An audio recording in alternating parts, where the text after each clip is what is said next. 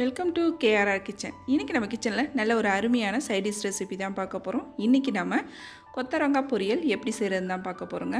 ரொம்ப அருமையாக இருக்கும். நல்ல கார குழம்பு, வத்த குழம்பு, சாப்பாட்டு கூடையெல்லாம் சைடிஷாக வச்சு சாப்பிட்றதுக்கு ரொம்பவுமே அருமையாக இருக்கும். இந்த கொத்தவரங்காய் பொரியல் எப்படி செய்கிறதுன்னு நம்ம வீடியோக்குள்ளே போய் பார்ப்போம். அதுக்கு முன்னாடி நம்ம சேனலை இப்போ தான் ஃபஸ்ட் டைம் பார்க்குறீங்கன்னா சப்ஸ்கிரைப் பண்ணி வச்சுக்கோங்க. கூடவே பெல் சிம்பல் ப்ரெஸ் பண்ணி ஆளுங்கிற ஆப்ஷனையும் ப்ரெஸ் பண்ணி வச்சுக்கோங்க. அப்போ தான் நான் போடுற வீடியோஸ் எல்லாம் உங்களுக்கு தொடர்ந்து நோட்டிஃபிகேஷனில் ஒன்றுக்கு ஒன்றே கிடச்சிட்டு இருக்கும். இப்போ வாங்க கொத்தவரங்காய் பொரியல் எப்படி செய்கிறதுன்னு பார்த்துடலாம்.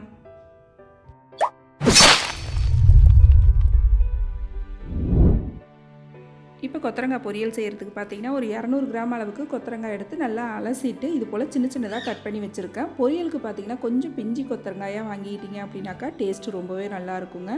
அப்புறம் பார்த்தீங்கன்னா அந்த பொரியலுக்கு சேர்க்கறதுக்காக ஒரு 2 டேபிள் ஸ்பூன் அளவுக்கு பாசிப்பருப்பு ஒரு அரை மணி நேரமாக ஊற வச்சு வச்சுருக்கேன். இப்போ வாங்க பொரியல் எப்படி செய்கிறதுன்னு பார்ப்போம். இப்போ அடுப்பில் ஒரு கடாயை வச்சு ஒரு 2 டீஸ்பூன் அளவுக்கு தேங்காய் எண்ணெய் சேர்த்துருக்கேன். தேங்காய் நல்லா காஞ்சதுக்கப்புறம் இதில் அரை டீஸ்பூன் அளவுக்கு கடுகு உளுந்து சேர்த்து நல்லா பொரிய விட்டுக்குங்க. கடுகு உளுந்து பொரிஞ்சதுக்கப்புறம் ஒரு கொத்து கருவேப்பிலை, 2 வரமிளகாய் கிள்ளிட்டு வச்சுருக்கேன், அதையும் சேர்த்துக்கிறேன். அப்புறம் பார்த்திங்கன்னா ஒரு 4 பல் பூண்டு இடிச்சிட்டு சேர்த்துக்குங்க. கொஞ்சமாக பெருங்காயத்தூளும் சேர்த்துக்குங்க. சேர்த்து இப்போ இது எல்லாத்தையும் நல்லா செவக்க வதக்கி விட்டுக்குவோம். இப்போ எல்லாம் நல்லா பொரிஞ்சு வதங்கி வந்ததுக்கப்புறம் பார்த்திங்கன்னா இது கூடவே ஒரு 10 சின்ன வெங்காயம் கட் பண்ணி வச்சுருக்கேன், அதையும் சேர்த்துக்கிறேன். சின்ன வெங்காயத்துக்கு பதிலாக நீங்கள் பெரிய வெங்காயம் கூட சேர்த்துக்கலாம். சின்ன வெங்காயம் சேர்க்கும் போது டேஸ்ட் இன்னுமே நல்லா இருக்குங்க. இப்போ வெங்காயம் பார்த்திங்கன்னா ஒரு பாதி அளவு கண்ணாடி பக்குவத்துக்கு வதங்கினா போதும். பொரியல் எல்லாத்துக்குமே பார்த்திங்கன்னா இந்த பக்குவத்துக்கு வதங்கிக்கிங்க, அப்போ தான் டேஸ்ட்டு நல்லாயிருக்கும். இப்போ நம்ம ஊற வச்ச பருப்பை அந்த தண்ணி கூடவே நான் சேர்த்துக்கிறேன். சேர்த்து நல்லா கலந்து விட்டுக்குவோம். இப்போ பருப்பு பார்த்திங்கன்னா ஒரு 2 நிமிஷத்துக்கு வேகட்டும். ஒரு பாதி அளவு வெந்ததுக்கு அப்புறம் நம்ம கொத்தவரங்காயும் அப்புறம் மசாலாவும் சேர்த்துக்கலாம். இப்போ ஒரு 2 நிமிஷம் வேகட்டும், அதுக்கப்புறம் எப்படி செய்கிறதுன்னு பார்ப்போம். இப்போ பாருங்கள் பருப்பு நல்லா ஒரு பாதி அளவு வெந்து தண்ணியும் நல்லா வற்றி வந்துருச்சு. இப்போ பார்த்திங்கன்னா நம்ம கட் பண்ணி வச்சுருக்க கொத்தவரங்காயை இதில் சேர்த்துக்குவோம். கொத்தவரங்காயை சேர்த்து ஒரு 1/4 டீஸ்பூன் அளவுக்கு மஞ்சள் தூள் சேர்த்துக்கிறேன். அப்புறம் காரத்துக்கு பார்த்திங்கன்னா இதில் ஒரு 1/4 டீஸ்பூன் அளவுக்கு மட்டும் தனி மிளகாத்தூள் சேர்த்துக்குங்க. அதிகமான அளவு சேர்க்கக்கூடாது.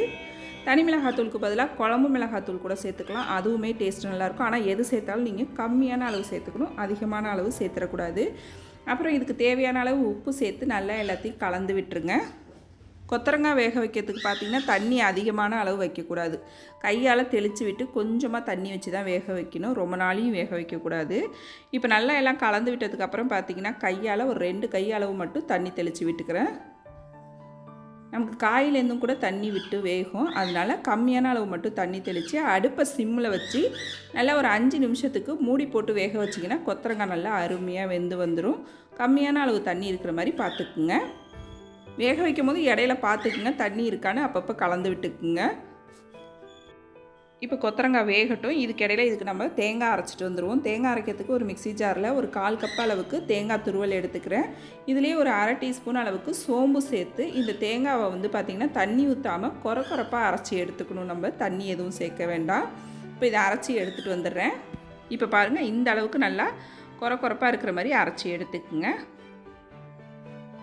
இப்போ கொத்தவரங்காயும் பாருங்கள் நல்லா வெந்து வந்துருச்சு. ஒரு 3லேருந்து 4 நிமிஷம் தான் ஆகும், டக்குன்னு வெந்து வந்துடும். ரொம்ப நாள் வேக வச்சிங்கன்னா நமக்கு கலர் மாறி போயிடும், இப்படி பச்சையாக இருக்காது. கொத்தவரங்காய் பாருங்கள் இது போல் அமுக்கி பார்த்திங்கன்னா நல்லா வெந்து இருக்கும். நல்லா கலந்து விட்டு இப்போ நம்ம அரைச்சி வச்சுருக்கோம்ல அந்த தேங்காய் இதில் சேர்த்து கலந்து விட்டுக்குவோம். தேங்காய் சேர்த்ததுக்கப்புறம் பார்த்திங்கன்னா ரொம்ப நாளையும் வேக வைக்க வேணாம், ஒரு 2 செகண்ட் மட்டும் அடுப்பில் வச்சு கலந்து இறக்கணும்னா போதும். நம்மளோட கொத்தவரங்காய் பொரியல் ரொம்ப அருமையாக சூப்பராக ரெடி ஆகிடுங்க. இப்போ தேங்காய் சேர்த்து நல்லா கலந்துக்கிறேன். அவ்வளோதான் நம்மளோட கொத்தவரங்காய் பொரியல் ரொம்ப சூப்பராக அருமையாக ரெடி ஆகிடுச்சு பாருங்கள். நல்ல சாப்பாட்டுக்கு சைடிஷாக வச்சு சாப்பிடும்போது ரொம்ப அருமையாக இருக்கும். நான் இன்றைக்கி சொன்ன இந்த மெத்தடில் நீங்கள் செஞ்சு பாருங்கள். அந்த கொத்தவரங்காயில் உள்ள கசப்பு கொஞ்சம் கூட தெரியாது, அவ்வளோ ஒரு அருமையாக இருக்கும். பிடிக்காதவங்க கூட ரொம்ப விரும்பி சாப்பிடுவாங்க, அந்தளவுக்கு டேஸ்ட்டு சூப்பராக இருக்கும் இந்த மெத்தடில் செய்யும் போது. ட்ரை பண்ணி பாருங்கள். ட்ரை பண்ணி பார்த்துட்டு எப்படி இருக்குன்னு எனக்கு கமெண்ட் பண்ணுங்கள். என்னோட இந்த ரெசிபி பிடிச்சிருந்ததுன்னா லைக் பண்ணுங்கள், ஷேர் பண்ணுங்கள். மறக்காமல் நம்ம கேஆர்ஆர் கிச்சனை சப்ஸ்கிரைப் பண்ணி வச்சுக்கோங்க. நாளைக்கு வேறொரு ரெசிபியோடு சந்திப்போம். தேங்க்ஸ் ஃபார் வாட்சிங்.